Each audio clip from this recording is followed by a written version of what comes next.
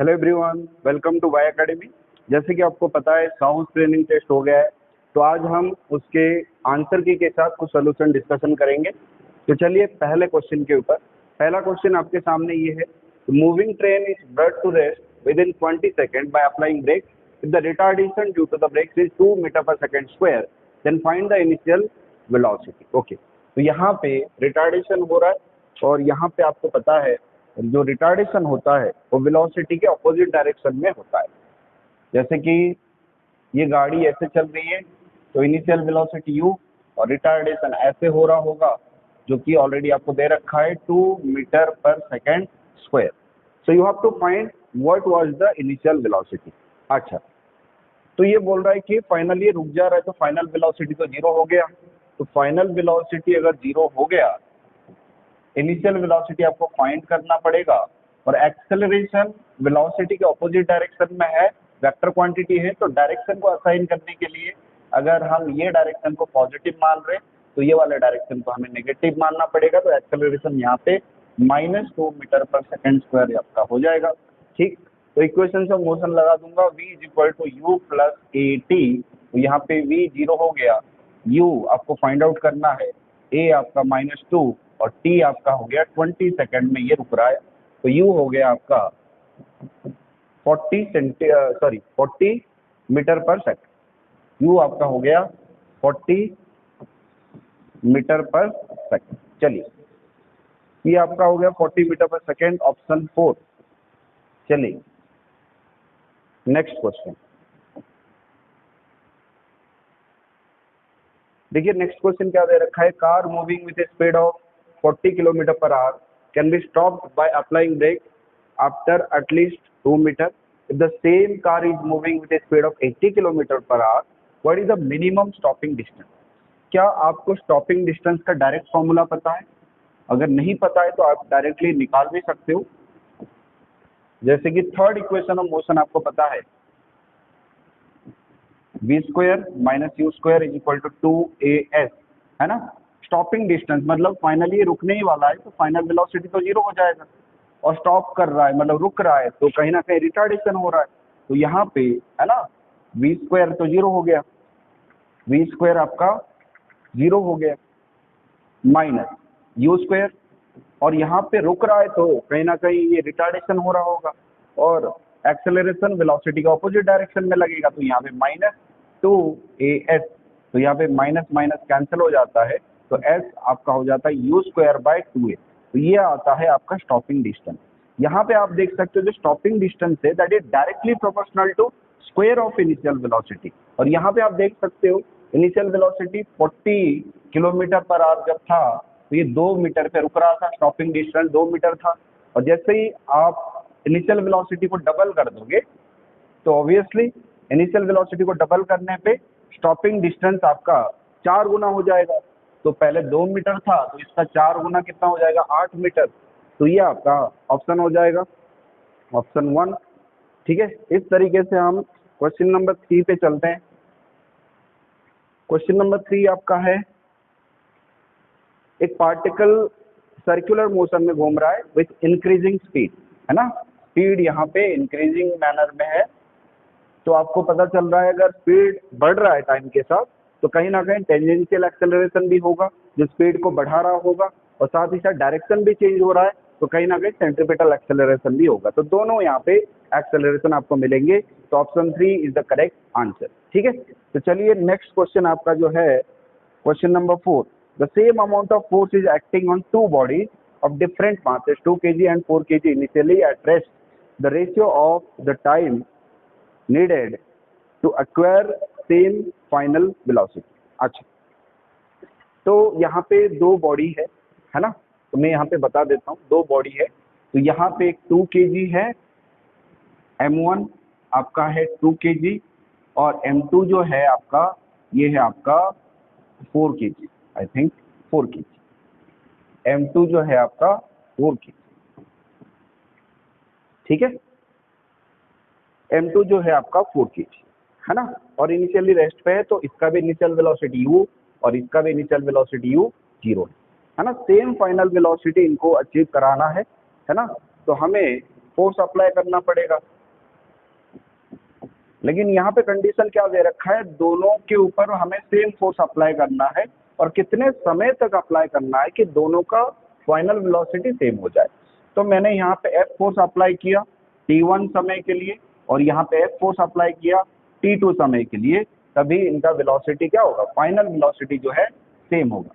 मान लेते हैं फाइनल वेलोसिटी दोनों का क्या हो गया, v हो गया। ठीक है, तो आपको पता है जो फोर्स होता है that is equal to change in momentum divided by time, है ना, Newton second law of motion. तो चेंज इन मोमेंटम मतलब final momentum minus initial momentum p2 minus p1 divided by t, ये आपको पता है। अच्छा, मुझे एक बात बताइए, यहाँ पे इनिशियल मोमेंटम क्या होगा, है ना, यहाँ पे अगर इनिशियल वेलोसिटी 0 है तो इनिशियल मोमेंटम भी 0 होगा, लेकिन बचेगा क्या, फाइनल मोमेंटम, है ना। तो अगर इसके लिए इक्वेशन लिखूंगा, दोनों का फोर्स बराबर है, तो मुझे बताइए, तो इसके लिए मुझे बताइए क्या हो जाएगा, p2 minus p1 divided by t। तो इसका मतलब m1 into final velocity divided by, इसको मैं t1 समय तक फोर्स दे रहा हूँ is equal to initial velocity तो 0 है दोनों के लिए, इसका फाइनल मोमेंटम क्या होगा,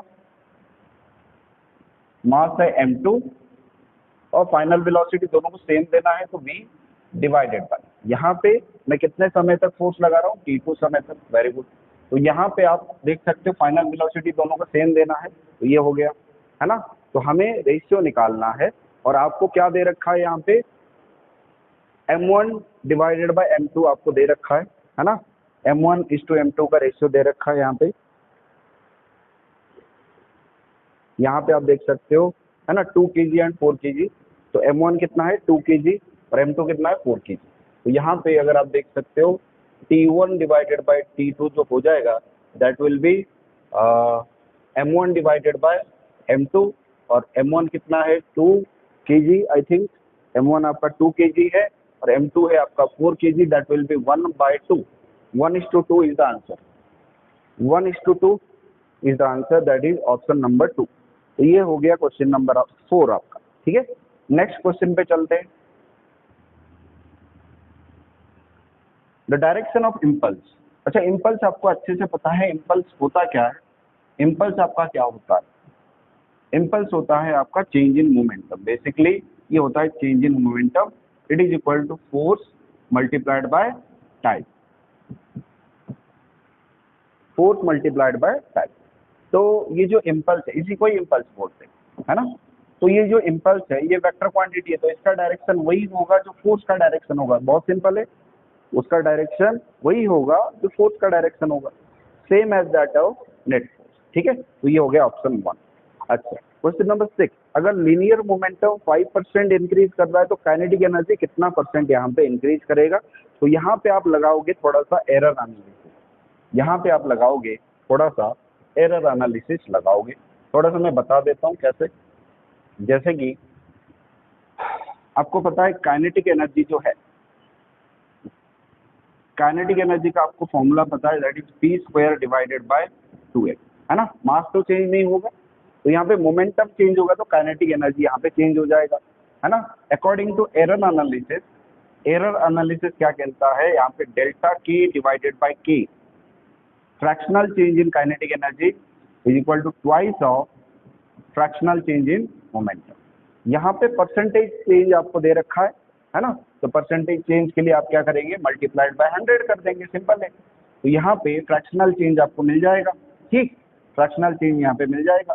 अच्छा, तो डेल्टा p बाय p, यहाँ पे मोमेंटम में कितना चेंज हो रहा है 5%, यहाँ पे मोमेंटम में कितना चेंज हो रहा है 5%। तो यहाँ पे मुझे बताइए fractional change in kinetic energy आपका यहाँ पे कितना हो जाएगा 10%, है ना। तो यहाँ पे मोमेंटम में अगर 5% चेंज होगा, है ना, काइनेटिक एनर्जी में कितना चेंज हो जाएगा बेटा 10%, यहाँ पे परसेंटेज चेंज हो जाएगा। तो ऑप्शन नंबर 4 आपका करेक्ट आंसर हो गया। इसी तरीके से अगर हम क्वेश्चन नंबर 7 को देखेंगे, है ना, क्वेश्चन नंबर 7 को अगर हम देखेंगे तो देखिए यहाँ पे if a force F is applied on a body and it moves with A velocity v in the direction of applied force, then the instantaneous power will be, अच्छा, पावर का फॉर्मूला सब लोगों को पता है आपको? जो पावर होता है, जो पावर होता है that is rate of doing work, work upon time. Work को मैं क्या लिख सकता हूँ? Force multiplied bye displacement divided by time. Displacement divided by time को मैं क्या लिख सकता हूँ? Velocity, that is force multiplied by velocity. तो यहाँ पे आप देख सकते हो ये जो है ऑप्शन नंबर 1 ये आपका करेक्ट है। तो इस तरीके से आप देख सकते हो कि यहाँ पे मैंने एंगल क्यों नहीं लिया, एफ एस कॉस थीटा लेना चाहिए था। यहाँ पे थीटा यहाँ पे 0 हो जाएगा क्योंकि सेम डायरेक्शन में वेलोसिटी है। जिस डायरेक्शन में फोर्स अप्लाई हो रहा है उसी डायरेक्शन में वेलोसिटी है, इसलिए एंगल क्या हो जाएगा? 0। अच्छा, चलिए नेक्स्ट आपका जो है क्वेश्चन नंबर 8।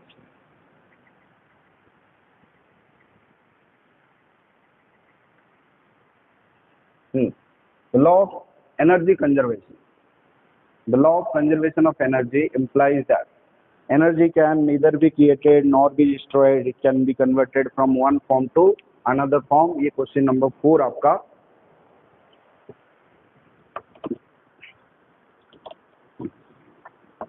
तो यहाँ पे क्वेश्चन नंबर 8 का जो ऑप्शन 4 है आपका करेक्ट हो गया। ठीक, तो यहाँ पे आप देखोगे क्वेश्चन नंबर 9 पे, है ना? तो 9 आपको थोड़ा सा सॉल्व करना पड़ेगा। तो देखिए यहाँ पे acceleration due to gravity near the surface of planet of radius r and density d, है ना? तो यहाँ पे डेंसिटी के फॉर्म में दे दिया। अच्छा, आप सब लोगों को पता है जो एक्सेलरेशन ड्यू टू ग्रेविटी होता है दैट इज gm/r², है ना? अच्छा, ये मास को मैं डेंसिटी के फॉर्म में लिख सकता हूँ g। डेंसिटी यहाँ पे आपको d दे दिया है, तो आपको पता है density is equal to mass per unit volume, है ना? तो यहाँ पे मास की जगह पे मैं क्या लिख सकता हूँ? आपको अच्छे से पता है जो डेंसिटी होता है that is mass per unit volume. तो मास की जगह पे क्या लिख सकता हूँ? Density into volume. तो डेंसिटी कितना है? d। और वॉल्यूम ऑफ द प्लैनेट कितना होगा? 4/3πr³, ये हो जाएगा डिवाइडेड बाय r²। तो r² से r² यहाँ पे कट जाएगा और ये तो सारे कांस्टेंट है, तो यहाँ पे d मल्टीप्लाइड बाय r, मतलब dr के साथ ये डायरेक्टली प्रोपोर्शनल होगा। तो ऑप्शन नंबर सी जो है आपका करेक्ट आंसर हो जाएगा। क्वेश्चन नंबर 10 अगर आप देखोगे, radius of the earth would be 12,800 kilometre. Okay, then for the same weight of any object the mass of the earth. अच्छा, रेडियस डबल हो गया, तो अर्थ का रेडियस अगर हम डबल कर लेंगे, हम तो नहीं कर सकते, लेकिन अगर रेडियस डबल हो गया तो अर्थ का मास क्या होना चाहिए कि सारे ऑब्जेक्ट का वेट सेम रहेगा, है ना? रेडियस डबल होगा तो आपको पता है सारे ऑब्जेक्ट का वेट बदल जाएगा क्योंकि एक्सेलरेशन ड्यू टू ग्रेविटी बदल जाएगा। लेकिन ऐसा क्या करे,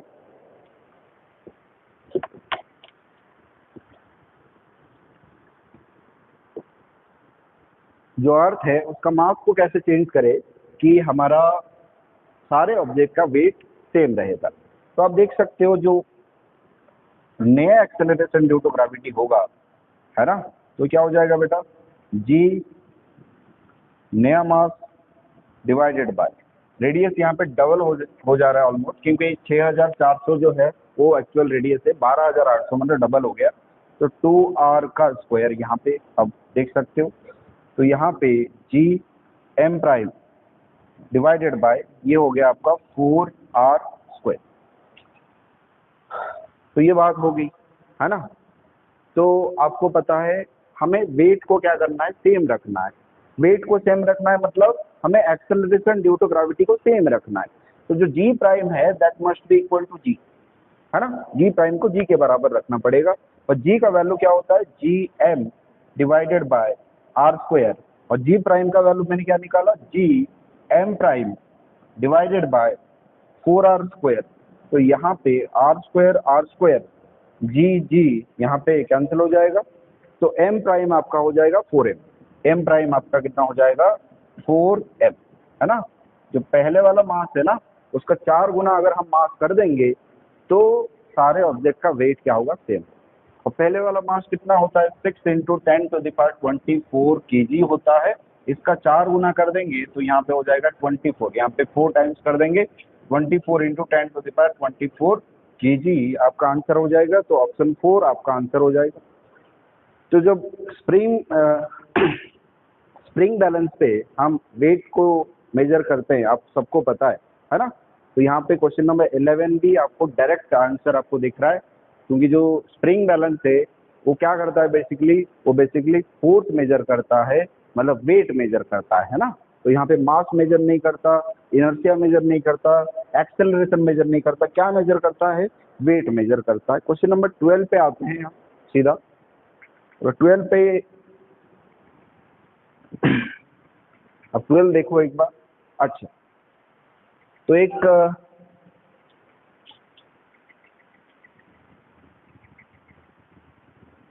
यहाँ पे क्या बोल रहा है, यहाँ पे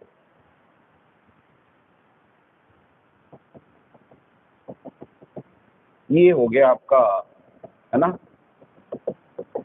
ये आपका रिवर हो गया और ये आपका, और आपको पता है इसका डेंसिटी कंपैरेटिवली ज्यादा होता है ना। अच्छा, तो आपको पता है यहाँ पे अगर हम एक बोट रखेंगे ऐसे, है ना, मान लो यहाँ पे कोई बोट था, तो इसका कुछ वेट भी होगा mg ऐसा, है ना। तो इसको बैलेंस आउट कौन कर रहा होगा, बाइंड फोर्स। यहाँ पे कौन बैलेंस आउट करता होगा, बाइंड फोर्स। यहाँ पे आप देख सकते हो जो डेंसिटी है ना, वाटर की डेंसिटी साल्ट की वजह से ज्यादा होता है, जिसकी वजह से यहाँ पे अब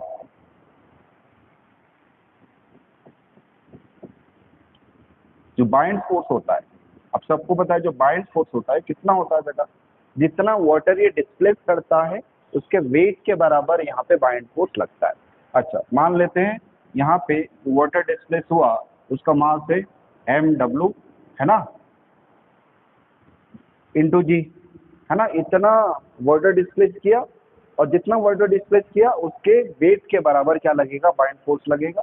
अच्छा, मास को मैं डेंसिटी और वॉल्यूम के फॉर्म में लिख सकता हूँ, density of water displace into volume of water displace into, simple सी बात है। अच्छा, यहाँ पे भी अगर हम देखेंगे, अगर यही बोट इधर आ गया, रिवर में आ गया, तो होगा क्या यहाँ पे भी mg तो सेम होगा, है ना, जितना ग्रेविटेशनल फोर्स लग रहा है, बाइंड फोर्स भी लगेगा जो कि वेट को बैलेंस आउट करेगा, है ना। अच्छा, यहाँ पे जो बाइंड फोर्स लगेगा वही होगा, सेम फॉर्मूला। लेकिन बात यहाँ पे आप देख सकते हो, यहाँ पे जो बाइंड फोर्स लगेगा, डेंसिटी ऑफ फ्रेश वाटर, है ना, density of fresh water into volume of water into g, और यहाँ पे density of salt water into volume of water into g, है ना। तो बाइंड फोर्स दोनों जगह सेम होना चाहिए, क्योंकि वेट तो बदलेगा नहीं, है ना, इधर भी mg लगेगा, इधर भी mg लगेगा, तो mg को बैलेंस आउट करना है कहीं ना कहीं, तो बाइंड फोर्स तो दोनों जगह सेम लगेगा। तो यहाँ पे देखो, अगर मैं देखूँ तो जी जी कैंसिल हो जाएगा, और डेंसिटी ऑफ साल्ट वाटर यहाँ पे ज्यादा होता है ना, और डेंसिटी ऑफ फ्रेश वाटर यहाँ पे कम होता है, तो ये कम होता है तो इसको ज्यादा होना पड़ेगा, तो वॉल्यूम ऑफ वाटर डिस्प्लेस्ड यहाँ पे ज्यादा होगा। लेकिन बाइंड फोर्स तो दोनों जगह सेम रहेंगे, क्योंकि बाइंड फोर्स को यहाँ पे क्या करना पड़ रहा है, वेट को बैलेंस आउट करना पड़ रहा है, तो maintain the same bind force यहाँ पे आंसर आपका हो जाएगा। Ratio of height of mercury column in barometer at a place to a height of liquid column at the place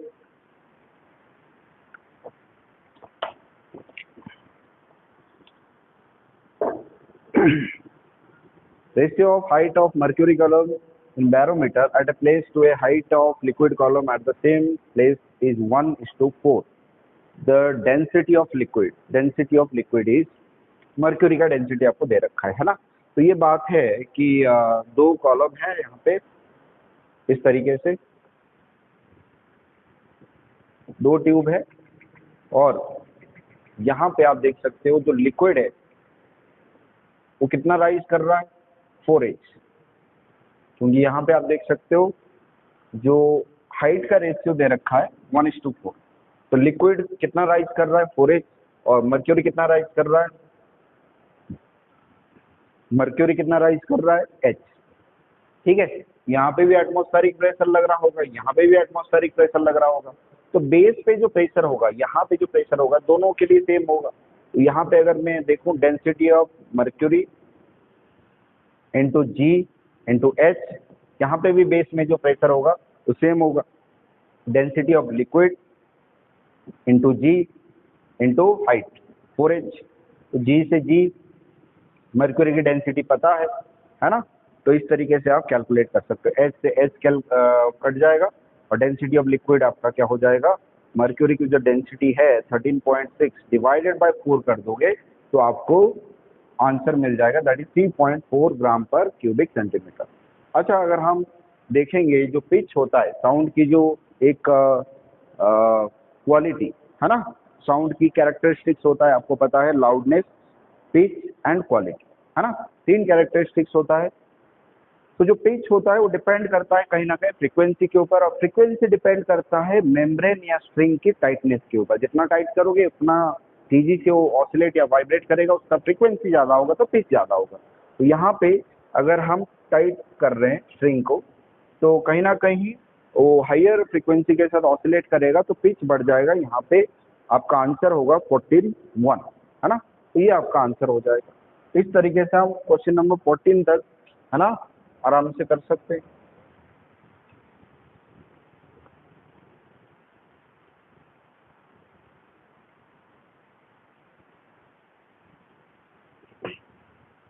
अच्छा, हम अगर क्वेश्चन नंबर 15 देखेंगे, है ना, अच्छा क्वेश्चन है।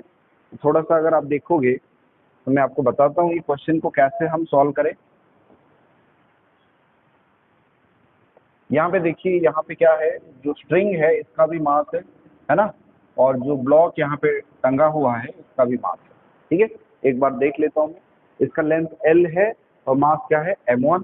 स्ट्रिंग का मास m1 है और इसका मास m2 है। तो आप अगर ये ब्लॉक के लिए फ्री बॉडी डायग्राम बनाओगे तो ऊपर की डायरेक्शन में, यहाँ पे ऊपर की डायरेक्शन में ब्लॉक के ऊपर टेंशन T1 लग रहा होगा और नीचे के डायरेक्शन में ब्लॉक के ऊपर m2 इंटू जी, है ना, वेट लग रहा होगा। अच्छा, ये जो स्ट्रिंग है इसका मास है तो इसका टेंशन हर जगह पे सेम नहीं होगा। यहाँ पे टेंशन क्या है, यहाँ पे टेंशन है T1 is equal to m2 into g, है ना, किस पॉइंट पे, इस पॉइंट पे। अभी यहाँ पे अगर हम कैलकुलेट करेंगे इस पॉइंट पे टेंशन कुछ अलग होगा, है ना। अच्छा, यहाँ पे अगर आप देखोगे नीचे की तरफ दो मास है, एक तो स्ट्रिंग का मास m1 और ब्लॉक का मास m2। तो दो मास यहाँ पे लग रहा है ना। तो यहाँ पे आप देखोगे नीचे के डायरेक्शन में क्या लगेगा बेटा, m1 plus m2 whole into जी। ऊपर के डायरेक्शन में यहाँ पे टेंशन T2 लगेगा, ठीक है, जो कि इनको बैलेंस आउट कर रहा होगा। तो T2 इज इक्वल टू, यहाँ पे आप देख सकते हो m1 प्लस m2 इंटू जी। T1 मिल गया, T2 मिल गया, है ना। दोनों पॉइंट पे अलग अलग यहाँ पे टेंशन आपको मिलेगा। ठीक, अच्छा, तो यहाँ पे अगर हम एक वेव क्रिएट करेंगे तो यहाँ पे वेवलेंथ क्या होगा, और यहाँ पे वेवलेंथ लैम्बडा 1 होता है, तो ऊपर जाते ही वेवलेंथ लैम्बडा 2 हो जाता है ना। तो वेवलेंथ का रेशियो आपको पूछ रहा है। ठीक, तो यहाँ पे अगर हम स्पीड देखेंगे, है ना, अगर हम स्पीड देखेंगे, जो v होता है that is directly proportional to, I can say is equal to t by mu. Mu क्या होता है, म्यू होता है आपका mass density, linear mass density. और यहाँ पे आप देख सकते हो यूनिफॉर्म रोप है तो लीनियर मास डेंसिटी यहाँ पे सेम होगा। तो जो वेलोसिटी है वो कहीं ना कहीं स्क्वायर रूट ऑफ टेंशन को डायरेक्टली प्रोपोर्शनल होगा, है ना। तो इस तरीके से मैं अगर ये लिखूं तो क्या हो जाएगा, v1 by v2 is equal to square root of t1 by t2। Proportionality के हिसाब से लिख दिया। t1 क्या है बेटा आपका m2g, जी तो कट जाएगा, m2 by m1 plus m2, आपका ये हो गया v1 बाई v2। अच्छा, आप सबको पता है जो वेलोसिटी है किसी भी वेव का that is equal to frequency multiplied by wavelength, ये सबको पता है। तो जो वेलोसिटी है, ये जो स्पीड है, वो वेवलेंथ के साथ, है ना, या ऐसे बोल सकते हो जो वेवलेंथ है वो वेलोसिटी के साथ डायरेक्टली प्रोपोर्शनल होता है ना। तो यहाँ पे आप देख सकते हो,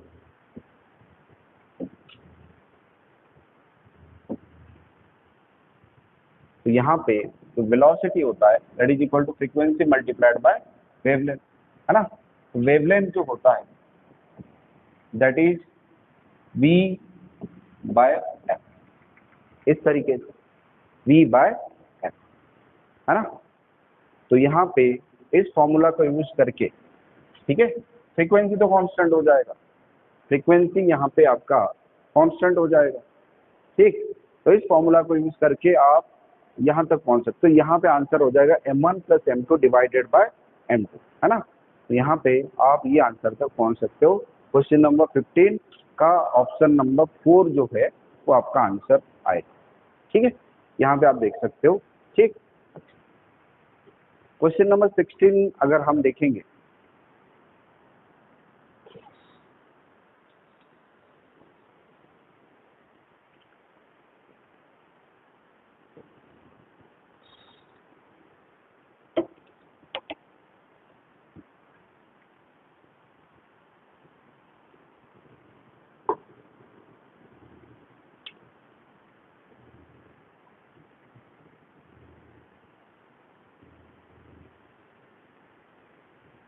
तो यहाँ पे आप देख सकते हो जो फ्रीक्वेंसी है, ये फ्रीक्वेंसी तो कभी चेंज नहीं होगा, तो फ्रीक्वेंसी क्या हो जाएगा v बाय लैम्बडा, ये तो कांस्टेंट क्वांटिटी है, ये कभी चेंज नहीं होगा, है ना।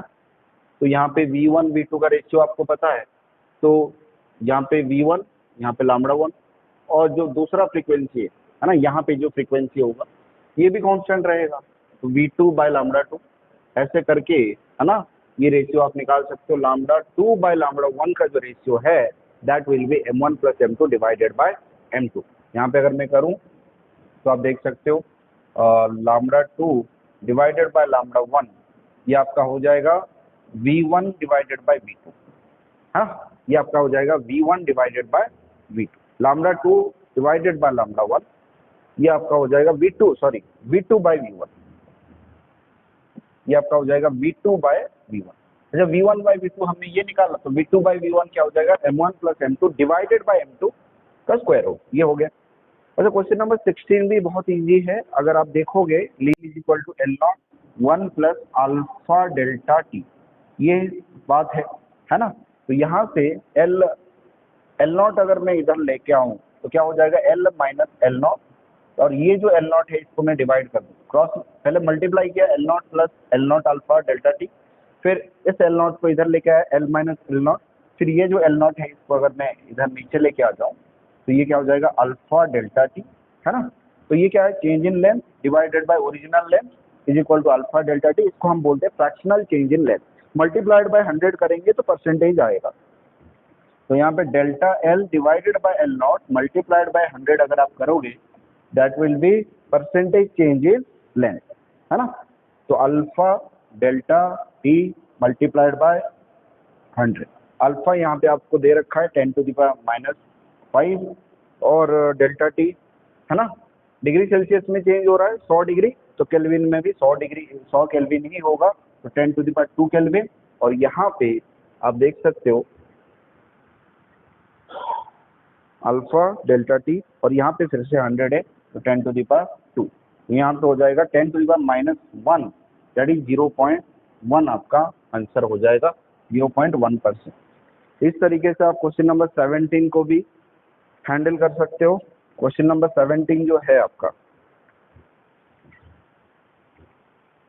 The amount of ice which is sufficient to cool 45 gram of water contained at 30 degrees Celsius such that the final temperature of mixture becomes 10 degree Celsius। तो ये बात है। तो यहाँ पे specific latent heat of fusion आपको दे रखा है, ठीक। तो यहाँ पे आप देख सकते हो, पहले आपको समझना है हो क्या रहा है।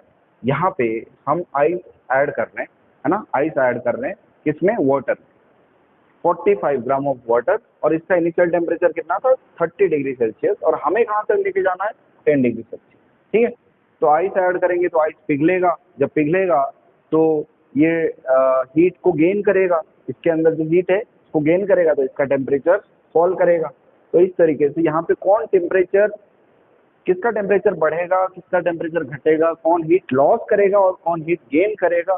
प्रिंसिपल ऑफ कैलोरीमेट्री यहाँ पे लगा देंगे, heat gained by hot object is equal to heat lost by cold, sorry heat gained by cold object is equal to heat lost by hot object, है ना।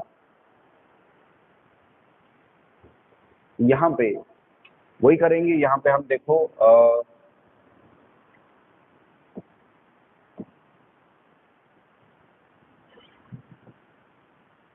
क्या हो गया,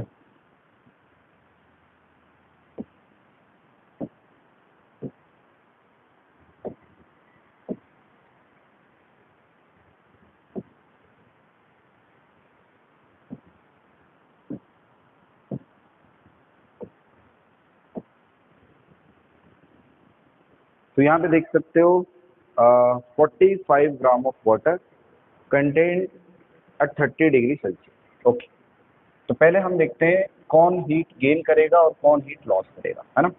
हम आइस ऐड करेंगे, कितना ऐड करेंगे पता नहीं, हम लिख लेते हैं m ग्राम हम ऐड करेंगे, ठीक है। इसका टेम्परेचर 0 डिग्री सेल्सियस होगा, ठीक। अच्छा, ये यहाँ पे वाटर बनेगा, तो यहाँ पे हो रहा है फेज ट्रांजिशन, है ना। यहाँ पे हो रहा है आपका फेज ट्रांजिशन, तो m ग्राम ऑफ वाटर बनेगा। और फेज ट्रांजिशन अगर हो रहा है तो टेम्परेचर यहाँ पे चेंज नहीं होगा। और यहाँ पे जो ये हीट गेन करेगा, है ना, यहाँ पे जो हीट गेन करेगा that is mass of ice into latent heat of fusion. यहाँ पे लेटेंट हीट ऑफ फ्यूजन आपको दे रखा है, ठीक है, जूल पर ग्राम में, तो आप उसको यूज कर सकते हो, ठीक। अच्छा, यहाँ पे आप देख सकते हो, है ना, ये जो वाटर बना इसका टेम्परेचर को हमें 10 डिग्री सेल्सियस तक और लेके जाना है। यहाँ पे फिर से ये हीट गेन करेगा, ठीक है। तो ये वाटर m ग्राम के, ठीक है, इसको फिर से हम 10 डिग्री सेल्सियस तक लेके जाना है।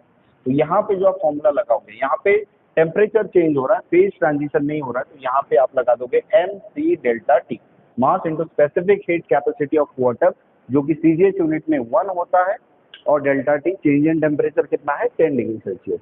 तो ये हीट गेन करेगा। अच्छा, ये जो हीट गेन करेगा उसको लॉस कौन करेगा, ये 45 ग्राम ऑफ वाटर, वाटर जो है ये 45 ग्राम, ठीक, और ये ऑलरेडी 30 डिग्री सेल्सियस में है, तो ये हीट लॉस करके कितना बनेगा, वाटर एट 10 डिग्री सेल्सियस, है ना। 45 ग्राम ऑफ वाटर और ये 10 डिग्री सेल्सियस तक आएगा। तो यहाँ पे टेम्परेचर चेंज हो रहा है, कोई फेज ट्रांजिशन नहीं हो रहा, तो यहाँ पे भी लगाओगे Q is equal to MC delta T, तो आपका आंसर जो आएगा दैट विल बी 10 ग्राम। यहाँ पे देखो ये हीट गेन कर रहा है और ये हीट लॉस कर रहा है, तो आपको प्रिंसिपल ऑफ कैलोरीमेट्री यूज करना है, heat loss is equal to heat gain, बस। तो आपको यहाँ पे आंसर मिल जाएगा, ठीक। क्वेश्चन नंबर 18, यहाँ पे क्वेश्चन नंबर 18 अगर हम देखेंगे,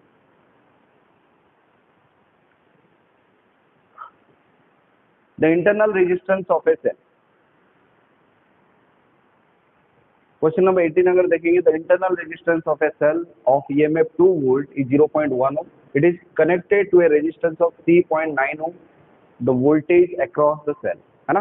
तो यहाँ पे जो सेल है, बैटरी है, उसके पास इंटरनल रेजिस्टेंस है, और इंटरनल रेजिस्टेंस यहाँ पे कितना है, इंटरनल रेजिस्टेंस यहाँ पे है आपका 0.1, ठीक है, 0.1, और एक्सटर्नल रेजिस्टेंस यहाँ पे कितना है 3.9, ठीक है। और यहाँ पे 2 वोल्ट की बैटरी है। आप करंट कैलकुलेट कर सकते हो, करंट क्या है V/R, है ना, 2 वोल्ट की बैटरी है, पोटेंशियल डिफरेंस V, है ना।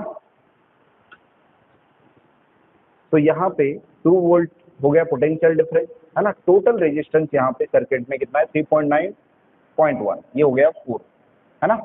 तो यहाँ पे आप देख सकते हो 1/2 0.5 एम्पियर का करंट आपका फ्लो करेगा, ठीक। तो आपको ये 2 टर्मिनल के बीच में पोटेंशियल डिफरेंस निकालना है, ये 2 टर्मिनल के बीच में निकालो, है ना, और ये दोनों के बीच में निकालो, बात बराबर है, क्योंकि ये कोई रेजिस्टेंस कंटेन नहीं कर रहा, इधर भी कोई रेजिस्टेंस नहीं है, तो इसका पोटेंशियल और इसका पोटेंशियल, इसका पोटेंशियल, इसका पोटेंशियल, बात समझ आ रही है।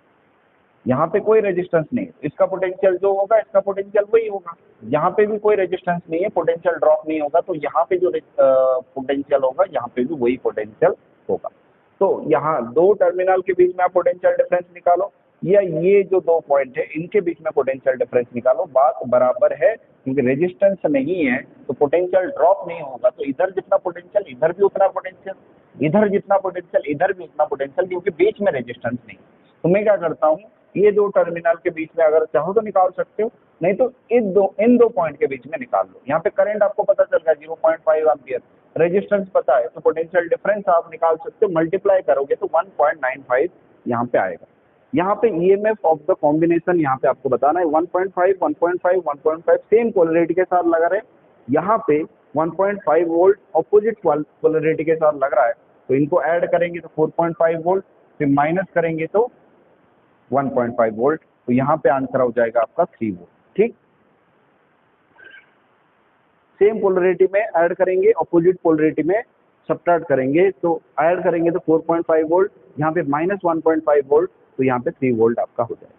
क्वेश्चन नंबर 20 जो है यहाँ पे क्वेश्चन नंबर 20 आपको पता होगा, जो पावर होता है, power consume is inversely proportional to rated power and it is directly proportional to voltage applied। तो रेटेड पावर जिसका कम होगा वोल्टेज उसके अक्रॉस ज्यादा आएगा, तो रेटेड पावर 25 वॉट का कम है तो इसके अक्रॉस वोल्टेज ज्यादा आएगा, तो वोल्टेज ज्यादा आएगा तो जल्दी ये फ्यूज कर जाएगा। तो क्वेश्चन नंबर 20 का ये कंसेप्ट है। अगर हम क्वेश्चन नंबर 21 पे चलेंगे,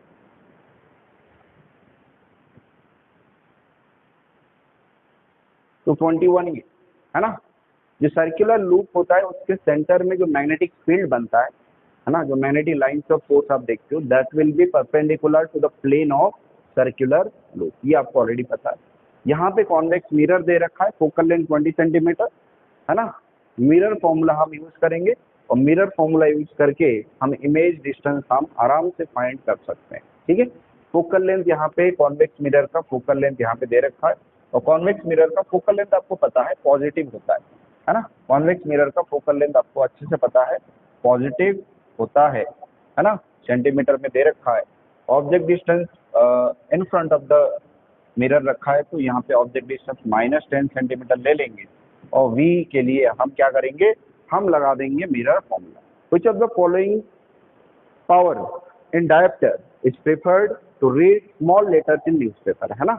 तो न्यूज़पेपर में हम लेटर्स को पढ़ने के लिए यूज करते हैं मैग्नीफाइंग ग्लास, जहाँ पे कॉन्वेक्स लेंस लगा होता है ऑफ स्मॉलर फोकल लेंथ, है ना। तो आप देखोगे P = +2, अगर आप देखोगे तो यहाँ पे प्लस क्या इंडिकेट कर रहा है, प्लस इंडिकेट कर रहा है जो नेचर ऑफ द लेंस है वो कॉन्वेक्स है, और 2 इंडिकेट कर रहा है यहाँ पे फोकल लेंथ 1/2 हो जाएगा, दैट इज 0.5 है ना मीटर। तो यहाँ पे फोकल लेंथ जो है आप देख सकते हो, फोकल लेंथ जो है छोटा सा है, बाकी चीजों में देखो ये तो नेगेटिव पावर मतलब कॉन्केव लेंस, ये भी कॉन्केव लेंस, और इसका जो फोकल लेंथ है थोड़ा ज्यादा है, लेकिन जो मैग्नीफाइंग ग्लास होता है उसका फोकल लेंथ कम होता है। तो ये जो है सुइटेबल आंसर यहाँ पे 2 आपको दिखेगा। अगर 24 की बात करें, अच्छा क्वेश्चन है 24 देखो, यहाँ पे लेंस को बीच में कट कर दिया और ऑब्जेक्ट को कहाँ रखा, 30 सेंटीमीटर पे रखा। अगर आप देखोगे,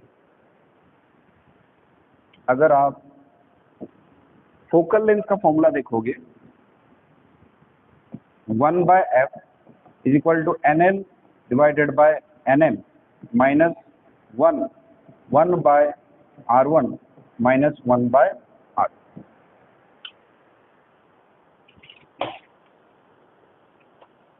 बताइए, ये जो फॉर्मूला है ये आपने कहीं ना कहीं देखा होगा। NL मतलब refractive index, absolute refractive index of lens, absolute refractive index of surrounding medium -1, R1 is the radius of curvature, R2 is the radius of curvature। यहाँ पे देख सकते हो कट करा है, लेकिन रेडियस ऑफ कर्वेचर तो अभी भी सेम है R1, और इसका भी रेडियस ऑफ कर्वेचर R2 अभी भी सेम है। NL refractive index of lens अभी भी सेम है, और NM refractive index of medium अभी भी सेम है। तो यहाँ पे फोकल लेंथ चेंज नहीं होगा, तो हम डायरेक्ट वही यूज करेंगे, U हम यूज करेंगे -30, एफ हम यूज करेंगे यहाँ पे माइनस जो भी दे रखा है, फोकल लेंथ जो भी दे रखा है ना, हम यूज करेंगे -20, सॉरी -20 नहीं, कॉन्वेक्स लेंस है तो +20। तो इस तरीके से हम वी तक पहुंच जाए, ठीक है। तो वी तक जब पहुंचोगे तो आपको मिलेगा 60 सेंटीमीटर। ओके, क्वेश्चन नंबर 25 अच्छा क्वेश्चन है, लेकिन थोड़ा सा ये डीप अंडरस्टैंडिंग आपको चाहिए। क्वेश्चन नंबर 25 जो है, यहाँ पे आप देख सकते हो 2 प्लेनो कॉन्वेक्स लेंस है ना, बस एक 2 प्लेनो कॉन्वेक्स लेंस है, एक प्लेनो कॉन्वेक्स लेंस ऐसा है और एक प्लेनो कॉन्वेक्स लेंस ऐसा है, दोनों को कांटेक्ट में रखा है और यहाँ पे पानी भर दिया है या कोई लिक्विड भर दिया है, जिसका रिफ्रैक्टिव इंडेक्स आपको पता है 1.7 और इसका रिफ्रैक्टिव इंडेक्स पता है 1.5। तो हम क्या करेंगे, हमें कॉम्बिनेशन का फोकल लेंथ निकालना है। तो हम क्या करेंगे, इंडिविजुअल फोकल लेंथ निकालेंगे, इसका फोकल लेंथ निकालेंगे f1, इसका फोकल लेंथ निकालेंगे f2, और ये जो बीच में जो लिक्विड है ये भी एक कॉन्केव लेंस की तरह बिहेव करेगा, इसका फोकल लेंथ निकालेंगे हम f। तो इस तरीके से f1 f2 f3 मिलेगा। तो हम equivalent focal length 1/f1 plus 1/f2 plus 1/f3 करके यहाँ पे इक्विवेलेंट फोकल लेंथ यहाँ पे निकाल सकते हैं। लेकिन ये फोकल लेंथ निकालेंगे कैसे, इंडिविजुअल फोकल लेंथ कैसे निकालेंगे, उसके लिए जो फॉर्मूला है 1/f is equal to NL divided by NM -1 whole into 1/r1 minus 1/r2। अभी जो बताया है ना, देखो ये जो प्लेनो कॉन्केव लेंस है इसका R1 एक तो इन्फिनिटी हो जाएगा, ये प्लेनर सरफेस है, इसका रेडियस ऑफ कर्वेचर इन्फिनिटी हो जाएगा, ठीक है। और एक रेडियस ऑफ कर्वेचर आपको दे रखा है 20 सेंटीमीटर, इस तरीके से का भी कर लेना है ना। तो इंडिविजुअल फोकल लेंथ निकालोगे, फिर आप इक्विवेलेंट फोकल लेंथ आप निकालोगे। इस तरीके से ये जो आंसर आएगा ये -50 सेंटीमीटर आना चाहिए, लेकिन यहाँ पे साहू स्क्रीनिंग में जो आंसर आपको मिला है 50 सेंटीमीटर आपको दिया गया है ना, ऑफिशियल आंसर की में, लेकिन आना चाहिए -50 सेंटीमीटर, ठीक है। यहाँ पे हम खत्म करते हैं, थैंक यू।